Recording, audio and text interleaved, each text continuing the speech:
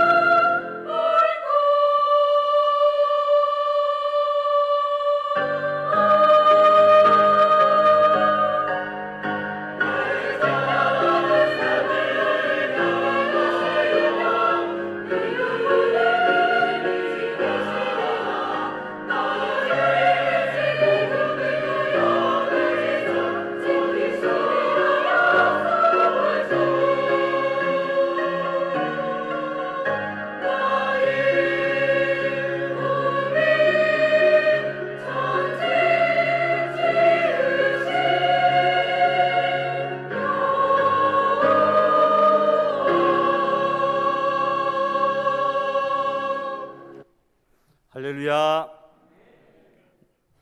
내가 산을 향하여 눈을 들리라. 나의 도움이 어디서 올꼬? 나의 도움이 천지를 지으신 여호와에게서로다 라고 고백하는 우리 믿음의 성도들이 다 될 수 있기를 바랍니다. 미국에서 오래전에 터치 운동 캠페인이 있었습니다. 심리학자와 의학자들의 연구에 의하면 이 터치, 즉 접촉이 우리 인간에 아주 중요하다 이렇게 말합니다. 피부 접촉이 어린아이의 두뇌 발달에 큰 효과가 있고 정서 안정에도 도움이 된다는 것이죠. 만일 어린 시절 접촉이 부족하면 지능 지수도 낮고 성장한 후에 사회 적응력도 떨어질 뿐 아니라 우울증에 시달릴 수도 있다는 것입니다. 그래서 부모가 자녀의 머리를 쓰다듬어주고 등을 토닥여주고 엉덩이를 톡톡 쳐주는 이러한 접촉, 터치가 참으로 자녀의 정서와 건강에 도움이 된다는 것입니다. 근데 코로나로 인하여 이제 접촉이 좀 뜸해지고 할 수 없는 이런 시기에 참 안타까운 현실이기도 합니다. 우리 자녀들이 또 우리 성도들 간에 접촉이 부족함으로 말미암아 관계까지 멀어지는 일이 생기지 아니하도록 영적 교감과 마음의 사랑의 전달이 항상 넘쳐날 수 있기를 부탁합니다. 심지어 어린 시절의 접촉 결핍이 암이나 난치병의 원인 중에 하나라 주장하는 학자들도 있습니다. 실제로 2차 세계대전 당시에 많은 고아들이 있었는데 아무런 이유 없이 죽어갑니다. 나중에 조사해 보니까 부모로부터 사랑을 받지 못한 접촉 결핍증, 바로 이것 때문이었다, 이렇게 결론을 내기도 했습니다. 이처럼 접촉이 중요하다는 것이죠. 어른들도 마찬가지입니다. 부부끼리, 친구들끼리 이 접촉을 통해 정서적 안정감을 느낄 뿐 아니라 면역력도 증진되고 더 나아가 난치병 치료에도 긍정적인 효과가 있다고 합니다. 오늘 본문 속에서도 우리 예수님의 접촉, 터치 운동이 나옵니다.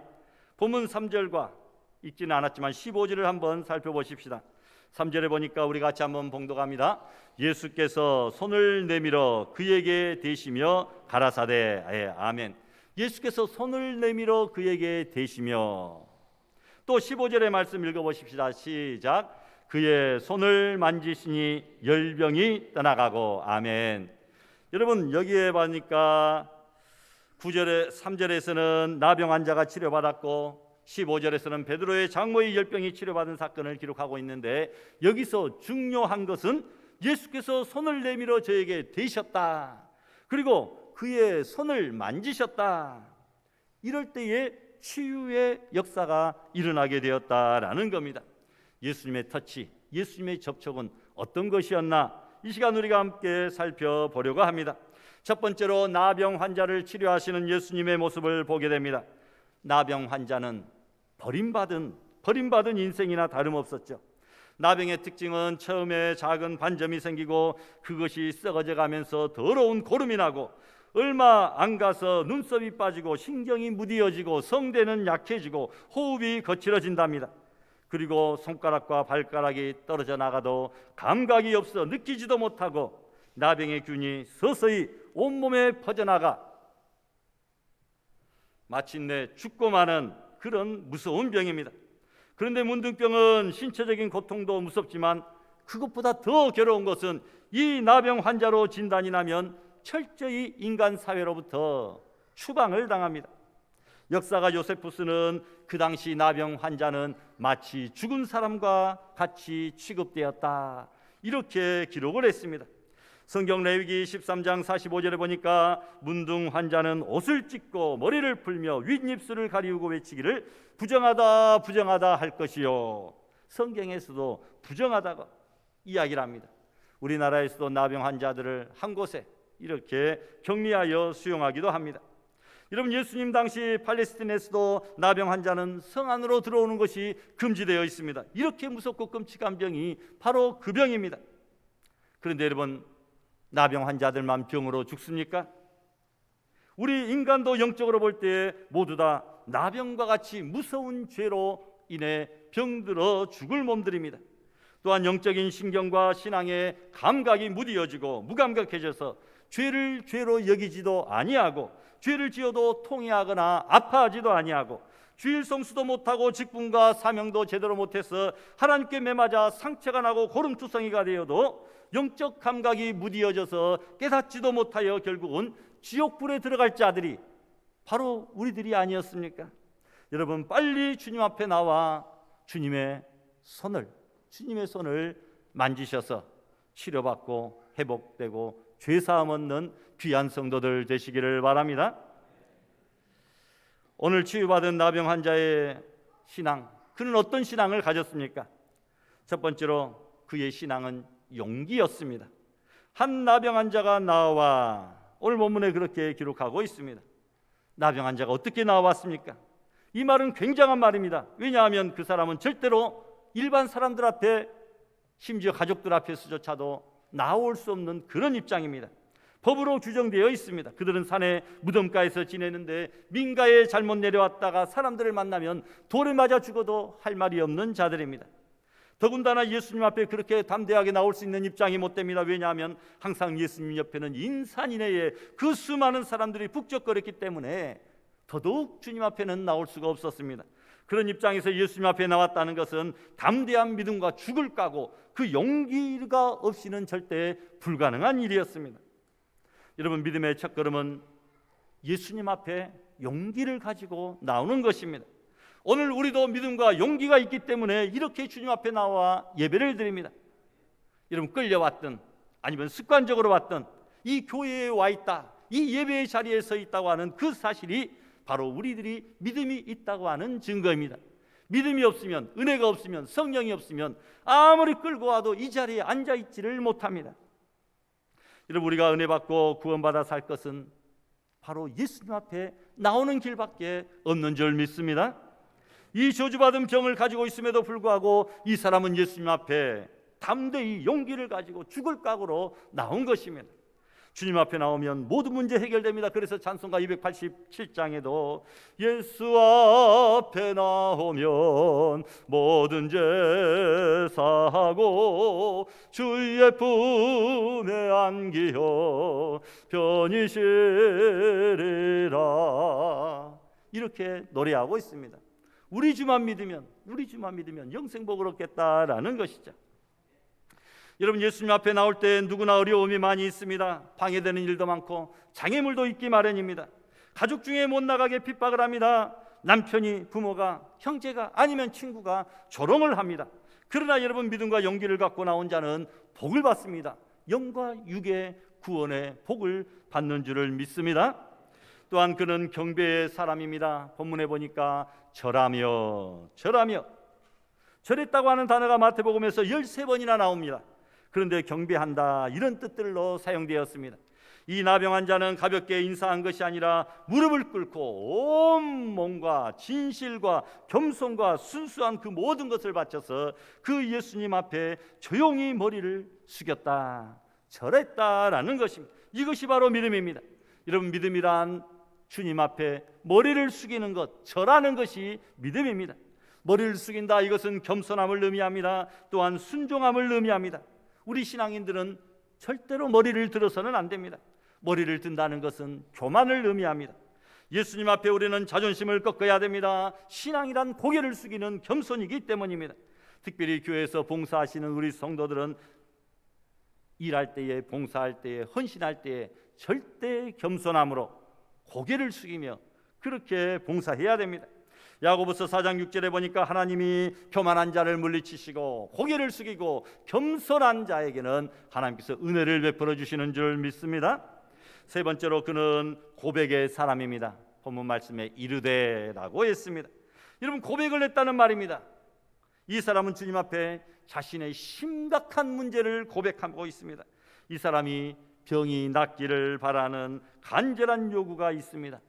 사람마다 처해 있는 환경이 있습니다. 자식이 부모에게 말 못할 사정이 있습니다. 아내가 남편에게도 말 못할 사정이 있고, 성도가 목회자에게도, 목회자가 성도에게도 말 못할 그런 사정이, 고민이 있습니다. 그러나 우리 주님 앞에서는 얼마든지 모든 것을 다 말할 수가 있는 줄 믿습니다.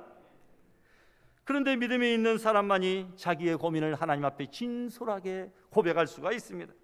어떤 사람은 죄를 고백하다가도 결정적인 순간에 자신을 숨겨버립니다. 주님 앞에 나를 내어놓는 것 같은데 결국은 내어놓지 못하고 숨기는 것입니다. 왜 그런지 아십니까? 믿음이 없기 때문이고 무섭고 두렵기 때문입니다. 그런데 이 환자는 자신을 솔직하게 고백을 합니다. 이르되, 여러분, 우리도 주님 앞에 내 자신을 솔직하게 다 공개할 수 있기를 바랍니다.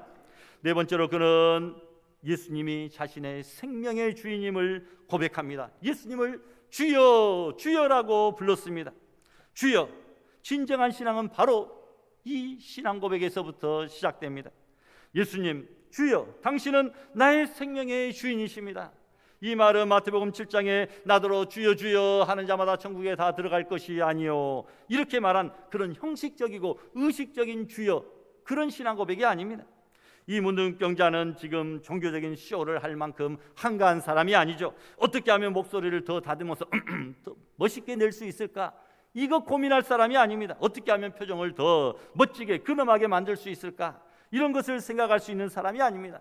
오직 그는 오열하듯이 피를 토하듯이 자신의 온 마음과 인격을 다하여 주여라고 이렇게 고백한 것입니다. 이런 진실한 신앙 고백이 우리 모두의 고백이 될 수 있기를 부탁합니다. 또한 이 환자는 자기의 뜻보다는 먼저 주님의 뜻을 생각하고 있습니다. 여기 보니까 원하시면 여러분, 이 말은 간단한 말 같지만 굉장히 중요한 말입니다. 예수님, 내 병을 고치고 싶습니다. 정말 고침받기를 원합니다. 그러나 주님이 원하시면, 주님의 뜻이라면, 바로 이런 뜻이 들어있습니다. 주님의 뜻이라면 내 병을 고쳐 주옵소서라는 것이죠. 누구든지 내 문제가 급한 것이지 남의 뜻을 생각해보라, 남의 뜻을 한번 생각해 본다는 것 쉬운 일이 아닙니다. 그런데 이 환자는 남을 생각할 만큼 지금 여유가 있는 입장이 아닙니다. 자기 문제만 해도 살고 죽는 그런 문제입니다. 그는 집에서 버림받고 친구에게서도 심지어 회당이나 공동체에서도 버림받은 존재입니다. 육체적으로 매일매일 고통 속에서 손가락이 떨어져 나가고 코가 떨어져 나가는 추악한 상태로 살아가야 되는 사람, 살아있지만 살아있는 존재가 아닙니다. 사랑하는 가족조차도 만날 수도 없습니다. 이런 사람이 어찌 남을 생각할 수 있겠습니까? 그럼에도 불구하고 이 사람은 주님이 원하시면 이런 고백을 하고 있습니다. 주님의 뜻을 먼저 생각합니다. 내 생각은 살고 죽는 문제이기 때문에 무조건 매달리고 고함치고 하소연을 해도 모자랄 판에 주님이 원하시면, 주님의 뜻이라면 나를 좀 고쳐주세요. 여러분, 이것을 우리가 배워야 됩니다. 내 뜻을 생각하기 전에 주님의 뜻이 과연 무엇인가, 이것을 알고 우리가 기도하고 고백해야지. 주님의 뜻은 안중에도 없고 내 뜻만, 내 생각만, 내 주장만 하고 있는 우리들은 아닙니까? 주님의 뜻이라면 내 병을 고쳐주십시오. 얼마나 겸손하고 진실한 태도입니까? 주님이 원하시면, 이 말은 만약 반대로 주님이 원하시지 않는다면 나는 이 병으로 죽어도 좋습니다, 이런 고백이 아닐까요? 여러분, 안 고쳐주어도 좋다는 것입니다. 아무리 좋은 것이라도 주님이 원하시지 않으면 나는 하지 않겠습니다, 이런 고백입니다.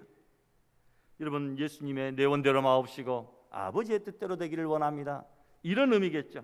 과연 우리에게 이런 믿음이 있습니까? 주님이 원치 않는다고 한다면 내가 하지 않을 그런 용기가 있습니까? 포기할 용기가 있습니까? 또 주님이 원하시면 무엇이든지 할 수 있는 그런 용기 또한 있습니까? 이 귀한 믿음을 소유하시기를 바랍니다. 또 여섯 번째로, 원하시면, 이 말 속에는 확실한 믿음이 들어있습니다. 주님이 원하시기만 하면 저는 깨끗해질 수 있습니다. 나의 살고 죽는 문제가 오직 주님의 뜻에, 생각에 달려있다고 하는 것이죠. 확실한 믿음 아닙니까? 주님이 원하시면 내가 살 수 있고 주님이 원하시지 않으시면 나는 죽습니다. 여러분, 이 환자는 예수님이 병 고치는 능력이 있음을 분명히 믿었습니다. 믿음은 능력입니다. 믿음은 기적입니다. 그런데 그 능력과 기적이 어디서 나타납니까? 바로 우리가 믿는 데서 능력이 나타나고 믿는 데서 기적이 나타납니다. 이 환자는 예수님의 능력을 믿었습니다. 예수님이 아무리 능력이 있어도 우리가 믿지 않으면 그 능력은 우리의 것이 되지 않습니다. 백지 슈퍼가 있는데 사인을 해야 내 것이 되지, 사인하지 않으면 그냥 종이 조각에 불과한 것입니다. 예수님의 전지전능한 위대한 능력이 있지만 그 능력을 내가 믿어야 그 능력이 내 것이 되는 것이지, 믿지 않으면 아무 소용 없다는 것입니다. 그러므로 우리는 예수님이 무엇이든지 할 수 있음을 믿어야 됩니다. 믿는 자에게는 불가능이 없습니다. 주님은 믿는 자에게 능치 못함이 없다라고 말하는데 이 믿음이 3절에서 역사를 일으킵니다. 보니까 예수께서 손을 내밀어 저에게 대시며 이르시되, 뭐라고 말씀합니까? 내가 원하노니 깨끗함을 받으라 하시니 즉시 그의 나병이 깨끗하여졌다라고 말씀합니다. 여러분, 환자의 고백을 들은 예수님이 손을 내밀었습니다. 손을 내밀어 만지시고 안수하셨습니다. 그 끔찍하고 더러운 환자에게 그 거룩하시고 깨끗하신, 거룩하신 주님이 손을 직접 대어 안수하셨다는 겁니다. 여러분, 조금만 더러워도 에이 징그러 더러워 하면서 도망 다니고 손을 피해야 할 그런 지경인데도 우리 예수님은 그 더러운 환자의 상처에 거룩하시고 깨끗하신 주님이 직접 손을 대셨습니다. 아무나 그 병자에게 손을 대고 안수하는 것이 아닙니다. 그 당시에 랍비들은 외면했습니다. 그러나 우리 주님은 썩어 문드러진 그의 몸에 손을 대고 기도했다는 것입니다. 여러분, 중세시대 유럽에 전염병, 흑사병이 돌아서 많은 사람들이 죽어갔을 때에 그리스도인들은 피하거나 숨지 아니하고 병든 이웃 곁에 있음으로써 사랑을 실천하고 하나님의 영광을 드러냈는데, 이때 이들을 가리켜서 생겨난 단어가 파라볼라노이입니다. 이는 위험을 무릅쓰고 함께 곁에서 위로하는 자, 바로 이런 의미입니다. 위험을 무릅쓰고 함께 곁에서 위로하는 자, 파라볼라노이. 우리 기독교인들을 그렇게 불렀다는 것입니다. 그만큼 초대교회 그리스도인들이 전염병에 위급한 상황에서 환자들을 돌보고 죽은 시신들을 수습하는 등 자기 희생적인 사랑을 주님의 이름으로 실천했다는 증거입니다. 이런 희생과 사랑 때문에 기독교가 로마 전역에 확산되었고 마침내 기독교를 국교로 공인하는 데 큰 영향을 끼쳤습니다. 종교개혁자 칼빈은 병든 자들을 전문적으로 돌보기 위해 제네바시에서 의사들의 급료를 담당하게 하고 교회와 국가가 병든 자와 가난한 자들을 돌보아야 된다, 이렇게 주장했습니다. 또한 구한말 우리나라에도 콜레라가 창궐하였을 때 언더우드 등 선교사들과 서울의 세문안교회 성도들, 그리고 죄중원의 에비슨 원장 등이 서울 근교의 큰 막사를 콜레라 지정병원으로 정하고 환자들을 돌보기 시작합니다. 이로써 기독교로 개종하는 많은 사람들이 늘었고 복음 전파의 문을 활짝 열 수 있게 되었다라는 것이죠. 이처럼 기독교인들은 바로 연약한 자들, 고통받는 자들과 함께 있어야 된다는 것입니다. 여러분, 더러운 죄로 말미암아 죽을 수밖에 없는 인간에게 하나님이신 예수님께서 직접 우리에게도 손을 대어 주셨고 그 나병 환자에게도 손을 대어 주셨습니다. 그래서 구원을 받고 우리가 깨끗하게 된 줄 믿습니다. 이 얼마나 감격스러운 일입니까? 이것이 기독교의 본질입니다. 여러분, 허주는 의원의 등급을 상위, 중위, 하위 세 가지로 나누었습니다. 상위는 환자의 신분이나 재물을 보지 않고 오직 병만 보는 의원을 가리키고, 중위는 병도 보고 재물도 보는 의원, 하위는 오직 재물에만 관심을 기울이는 의원으로 나눕니다. 그런 차원에서 볼 때 예수님은 상위 중에 상위입니다. 여기 내가 원하노니 이렇게 말합니다. 이것이 복음입니다. 예수님은 우리가 잘 되기를 바라십니다. 내가 원하노니, 내가 너희들이 복받기를 원하노니, 내가 너희들이 잘 되기를 원하노니. 여러분, 예수님은 우리가 죄에서 벗어나기를 원하시고 우리가 복된 죄를 성수하며 말씀과 진리 가운데서 살기를 원하시는 줄 믿습니다. 세 번째로 크게 볼 때에 예수님이 당부하시는 말씀이 4절에 나와 있습니다. 삼가 아무에게도 이르지 말고 라고 말합니다.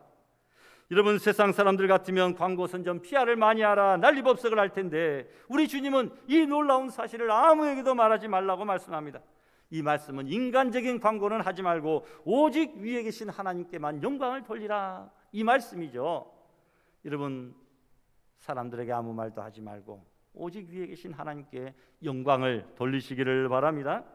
이것이 우리가 해야 될 일입니다. 또한 제사장에게 내 몸을 보이라고 말합니다. 그 당시에 제사장들이 의사를 겸직했습니다. 오늘날도 병이 들면 병원의 의사에게 치료를 받아야 되지만 목사님에게도 알려서 함께 모든 성도들이 기도할 수 있도록 해야 됩니다. 또한 모세가 명한 대로라고 예수님이 당부합니다. 이 말씀은 율법대로 살아라, 말씀대로 살라는 것이죠. 또한 예물을 드려라고 예수님이 말씀합니다. 물질이 있는 곳에 우리의 마음이 있습니다. 마태복음 6장 21절에 내 보물이 있는 그곳에 내 마음도 있느니라. 하나님께 마음 깊은 감사를 하라, 이 말씀이죠. 여러분, 누가복음 17장은 10명의 문둥병자 다 치료 안 받았는데 9은 뿔뿔이 자기 길로 갔지만 오직 사마리아 사람 한 사람만이 주님께 와서 감사했다는 내용이 있습니다. 그때 주님께서 그 9은 어디 있느냐? 그 9은 어디 있느냐? 이렇게 물었습니다. 여러분, 감사해야 될 성도가 감사하지 않으면 하나님께서 그 9은 어디 있느냐? 이렇게 찾으신다는 것입니다. 받은 은혜는 넘치고 풍성한데 감사하지 않으면 그 9은 어디 있느냐? 우리에게 물으실 때 우리는 뭐라고 대답할 수 있겠습니까?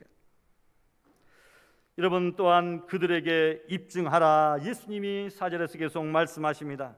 그들에게 증거하라는 것이죠. 예수님의 생명의 복음을 증거하라는 것입니다. 영광을 하나님께만 돌리고 사람들에게는 복음을 증거하라는 것입니다. 요한복음 4장의 사마리아 여인도 예수님을 그리스도로 발견하자마자 자기가 살던 동네 사람들에게 자기의 부끄러움을 무릅쓰고 나아가서 전도했습니다. 전도는 성도의 사명이고 전도는 주님의 유언입니다.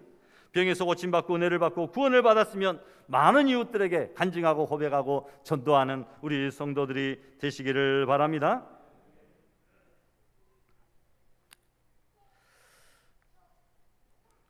(14절에서 17절까지) 베드로의 장모의 병을 고치는 그 내용이 나와 있는데, 이 내용은 다음에 시간 여건이 되면 이렇게 하기로 하고, 중요한 것을 말씀드리고 말씀을 맺고자 합니다.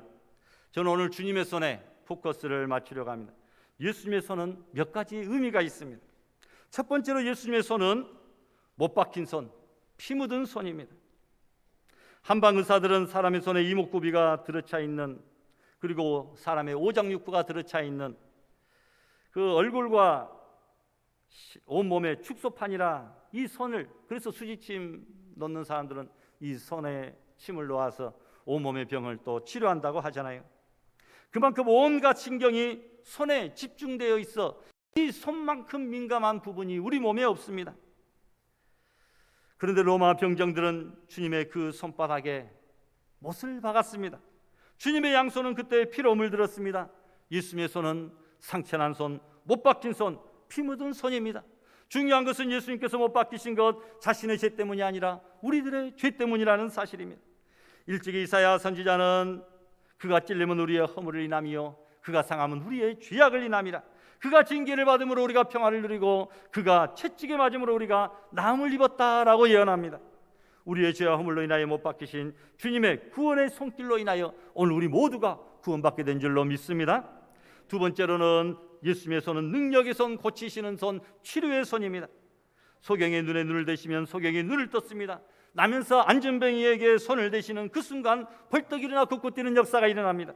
말 못하는 벙어리의 입에 손을 대는 순간 그 입이 풀리고 혀가 열려서 말을 하게 됩니다. 태어날 때부터 듣지 못하는 귀머거리의 양귀에 손가락을 넣고 침을 뱉어 그의 혀에 손을 대시며 에바다, 즉 열려라 하시니 그 순간 귀가 열려 소리를 들을 수가 있었습니다. 그뿐입니까? 나 인생에 살고 있던 과부의 아들이 죽어 그의 시체를 관에 넣어 묘지로 가고 있었는데 주님이 가셔서 그 관에 손을 대시면서 청년아 일어나라, 청년아 일어나라 하시니 관 속에 죽었던 그 청년이 벌떡 일어났습니다.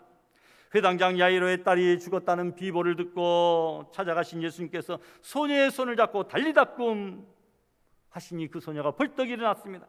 한마디로 주님의 손이 닿는 곳엔 기적과 고침의 역사가 일어났는데 바로 그 손이 주님의 손입니다.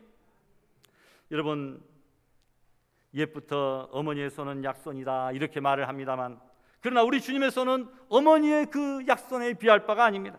능력의 손, 고치시는 손, 치료의 손길이 오늘 여러분의 아픈 상처와 문제를 어루만져 주실 때에 치료하여 주시고 해결하여 주실 줄 믿으시기를 바랍니다. 또한 예수님의 손은 축복의 손입니다. 누가복음 24장에 보니까 예수께서 저희를 데리고 베다니 앞까지 나가사 손을 들어 저희에게 축복하시더니, 예수님의 손은 축복의 손입니다.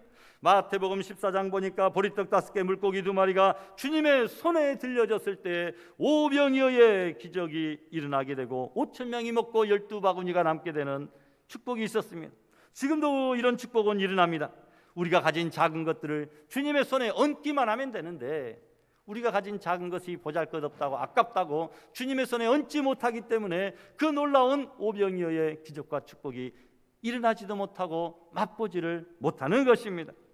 여러분, 주님이 축사하시면 지금도 오병이어의 기적이 일어나는 줄 믿고 우리가 가지고 있는 작은 것들을 주님의 능력의 손 위에 얹으시기를 바랍니다. 히브리서 기자는 예수 그리스도는 어제나 오늘이나 영원토록 동일하시다고 했는데, 이 시간도 역시 주님의 손에 붙잡히게만 하면 그런 놀라운 능력을 경험하게 된다는 것입니다. 그러나 여러분, 그 손은 또한 심판의 손이기도 합니다. 예수님의 손은 피 묻은 사랑의 손이며 고치는 손이며 축복의 손이기도 합니다만, 그러나 징계하시는 심판의 손이기도 합니다. 계시록 보니까 주님께서 불꽃 같은 눈으로 보시고 손에는 철장을 들고 만국을 통치하시며 심판하신다고 말씀합니다. 그렇습니다. 여러분, 초림 예수님은 죄인을 구원하러 오셨지만 재림 예수님은 죄인을 심판하러 오신다는 것입니다. 그러니까 우리는 초림과 재림 사이에 있습니다. 우리를 죄인을 구원하러 오신 그 예수님 말씀대로 살고 그 능력의 손을 의지하여 마지막 재림하실 때에 심판을 당하지 아니하도록 힘쓰고 노력하며 또 전도하는 성도들이 되시기를 바랍니다. 마지막으로 이 시간에 우리를 위하여 하나님 보좌 우편에서 쉬지 않으시고 기도하시는 손, 바로 그 손이 주님의 손입니다. 열병으로 고생하던 베드로의 장모가 예수님의 손에 닿는 그 순간 열병이 떠나는 기적을 체험하고, 여러분, 우리 사회도 현재 많은 열병을 앓고 있잖아요. 가정도 군대도 정치도 사회 구석구석이 열병을 앓고 실제로 코로나의 열병도 앓고 있습니다. 치료약이 필요합니다. 15절에 보니까 그 치료약은 손을 만지시니, 예수님께서 그 베드로의 장모의 손을 만지시니 바로 이것이 치료약입니다. 주님이 만져주시면 됩니다. 주님의 손이 내게 닿을 때 놀라운 역사가 일어난다는 것이죠. 주님, 우리 알곡교회에 주님의 능력의 손, 치료의 손, 회복의 손, 기적의 손을 대해 주시옵소서.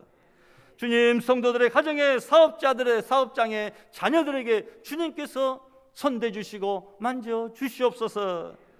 여러분, 우리가 이렇게 기도해야 됩니다. 더 중요한 것, 우리가 두 손을 높이 들고 하나님께서 우리의 손을 만져주시기를 간절히 바라고 우리가 기도해야 된다는 것입니다. 지금도 주님은 우리에게 능력의 손을 펴시고 수고하고 무거운 짐진 자들 다 내게로 오라, 내가 너희를 쉬게 하리라 인생들을 초청하고 있습니다. 우리의 삶 속에 주님의 능력의 손을 날마다 체험하는 알곡의 성도들이 다 될 수 있기를 주님의 이름으로 축원합니다.